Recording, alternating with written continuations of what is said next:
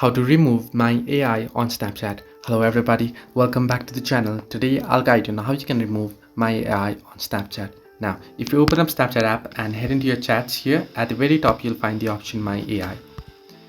Now, unfortunately, Snapchat is forcing this on everyone and there is no any particular way to remove this AI or get rid of it. Now, however, what you can do is you can try uninstalling and reinstalling the app. Simply uninstall the app and reinstall it back and this feature might be removed.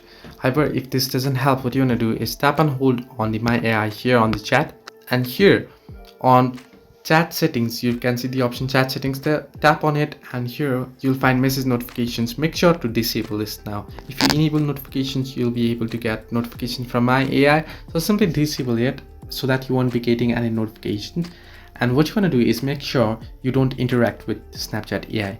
Now if you don't react or if you don't interact with Snapchat AI, it won't interact back with you on its own. So don't interact it with and just let it be there. So this way you can remove my AI on Snapchat. Hope this helped you. Do like and subscribe, and do not forget to leave a comment down below if you have any further issues.